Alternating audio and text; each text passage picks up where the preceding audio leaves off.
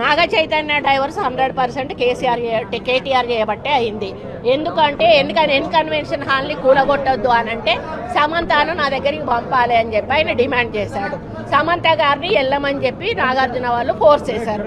సమంత నేను వెళ్ళను అనింది. వెళ్ళను అంటే వాళ్ళు చెప్తే వింటే విను, లేకపోతే వెళ్ళిపోండి, డైవర్స్ ఇచ్చారు. ఇక ఈ విషయమై సమంత స్పందించారు. స్త్రీగా ఉండటానికి, బయటకు వచ్చి పని చేయటానికి, స్త్రీలను ఒక ఆటబొమ్మలా భావించే ఆకర్షమైన పరిశ్రమలో మనుగడ సాధించటానికి, ప్రేమలో పడటానికి, ప్రేమలో ఓడిపోవటానికి, ఇంకా నిలబడి పోరాడటానికి చాలా ధైర్యం కావాలి. కొండా సురేఖ గారు, ఈ ప్రయాణం నన్ను మార్చినందుకు నేను చాలా గర్వపడుతున్నాను. దయచేసి మీరు దీన్ని చిన్నచూపు చూడకండి. ఒక మంత్రిగా మీ మాటలకు గణనీయమైన బరువు ఉందని మీరు గ్రహించాలని ఆశిస్తున్నాను. మా విడాకులు వ్యక్తిగత విషయం. మేమిద్దరం విడాకులు తీసుకొని చాలా సంతోషంగా బతుకుతున్నాం. దయచేసి మా విషయాలు మీరు జోక్యం చేసుకుని దీన్ని రాజకీయం చేయాలని చూడొద్దు. ఇంకొకసారి నా పేరుని ఇలా వాడుకుంటే బాగోదంటూ ఘాటుగా స్పందించారు సమంత. ఆమె ఈ విషయమై ఇన్స్టాగ్రామ్లో పోస్ట్ చేశారు.